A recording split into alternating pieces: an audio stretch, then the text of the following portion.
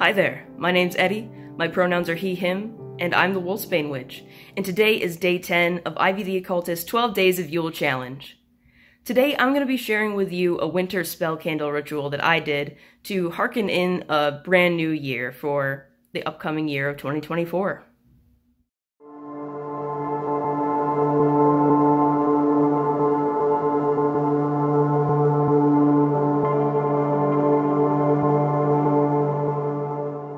Like a lot of people who are doing this challenge, my year has been a crazy roller coaster of ups and downs. I've had a lot of good things happen to me, but also, unfortunately, quite a few not so good things.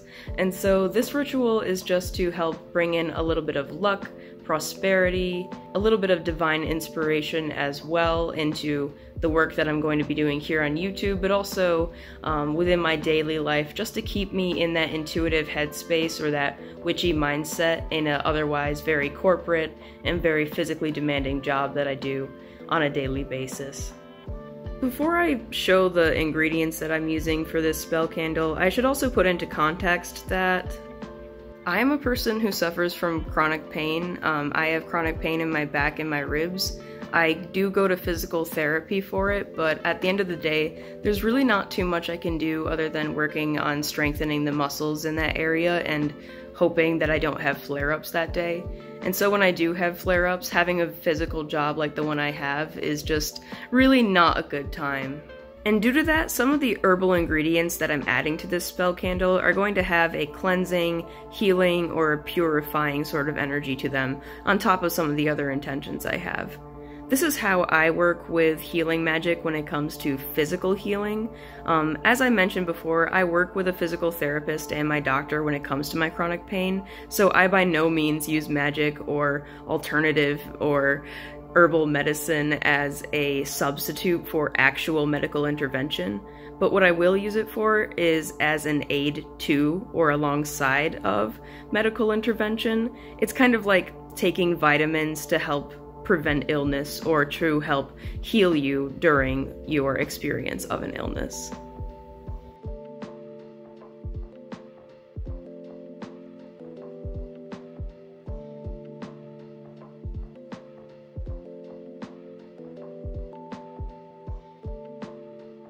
Alright, so let's hop right in, shall we? So I'm just going to go through some of the ingredients that I have here in plain sight, and also put on the screen, when we get to that part, some of the ingredients I have that are not necessarily shown here. So as I mentioned before, I want to have a little bit of divine inspiration from some of the spirits that I work with and some of the deities I work with.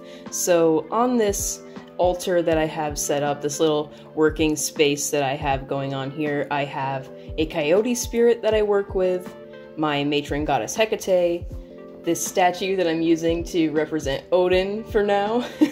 It's just a very pagan looking Santa. He looks a lot like the Holly King if you ask me, but for some reason I feel Odin's energy off of it, so it's representing Odin. And then down here I have some pine needles and some pieces of a pine cone that I gathered from a tree that is one of my local plant allies. It is the first active plant ally that I have made in the state that I have moved to. That is not a plant that I own within my home. It's a tree that is grown within this land, so it's the first land spirit I've connected with here. And I have this new tree spirit with me because I'd like to continue connecting with the land that I recently moved on, and because it is the first spirit that I've connected to that is a part of this land, I thought it'd be nice to add little pieces of the pine cone that I collected that fell from it into this spell later on.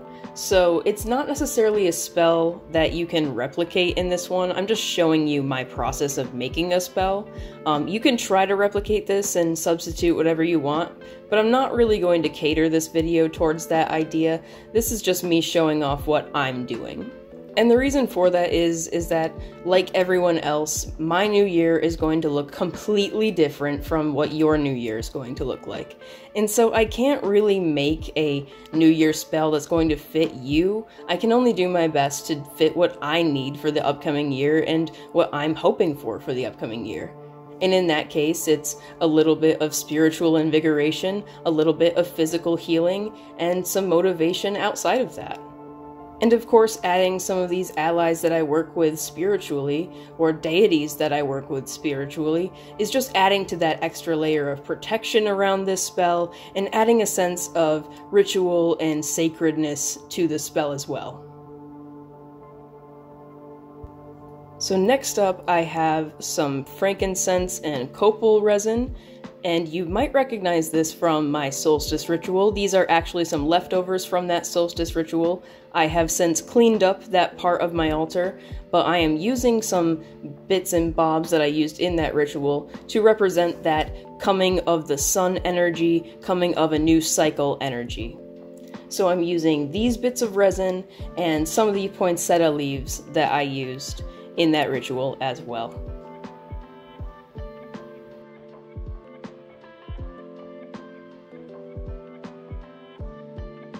I'll put on screen some of the ingredients I used and what I used them for, just a little brief bullet point list. I won't get too deep into that because I just want to show you what's going on with the ritual.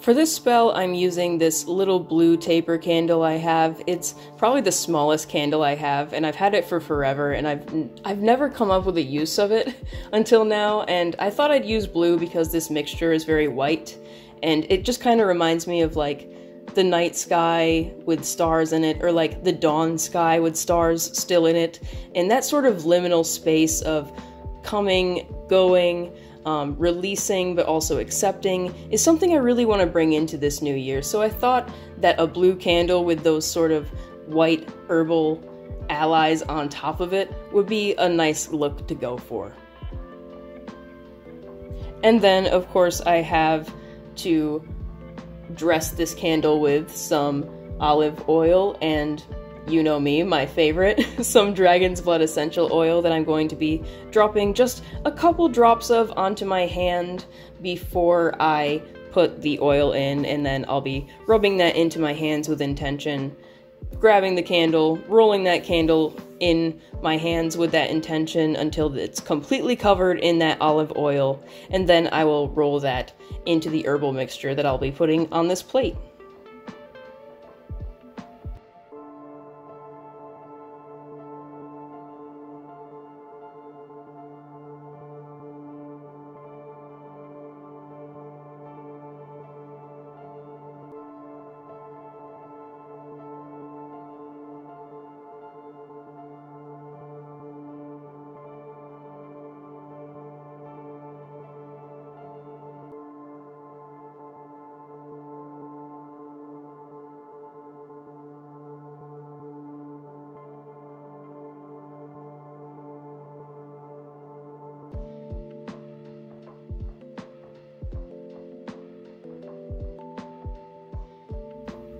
And here we go. I just light this candle, I say a little prayer, I give thanks to Hecate and the spirits that I am working with, and I let it burn. As it's burning, I'm just going to show you some of the crystals I have set up here because I think I forgot to mention them earlier. I'll show you them with my flash on so you can really see the colors in them and see what they look like and see what they are.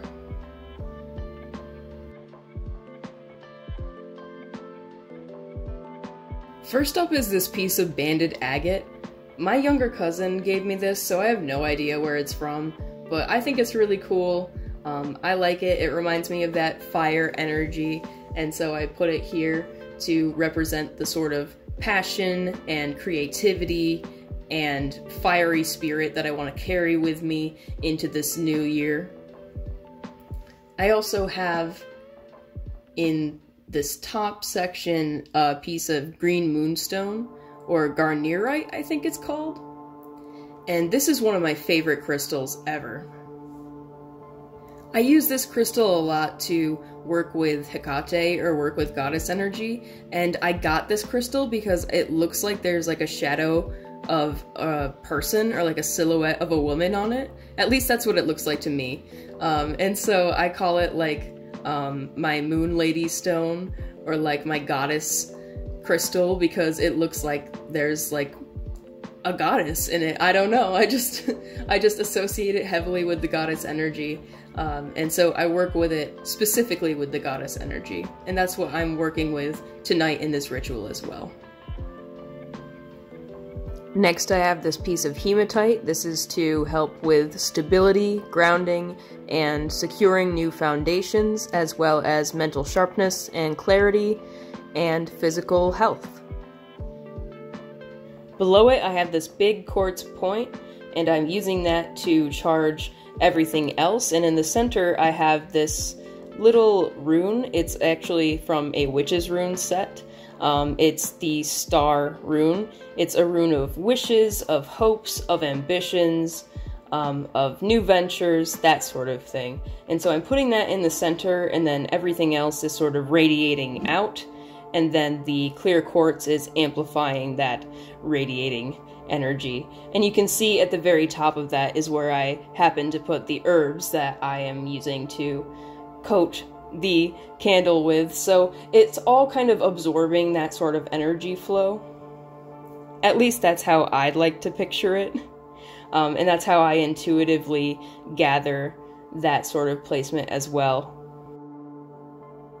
That's pretty much it for this spell though. It burned nice and evenly throughout the night, and I did end up having to take some of the herbs that I dressed the bottom of the candle with out as it was getting lower, just so it wouldn't burn them and set my apartment's smoke alarm on. But other than that, it went pretty good, and I have some pretty good feelings about this spell. So if you did a New Year's spell, which I'm sure plenty of you did, definitely let me know. Let me know what you think about the spell that you did. Do you think it's gonna work? And that's all I have for you for today. If you've watched this far, thank you so much for watching. If you've subscribed already, thank you so much for doing so, and if you want to subscribe, definitely go ahead and do that. I'll be posting more videos after this tag is over. Thank you so much to Ivy for making this 12 Days of Yule tag, and cheers.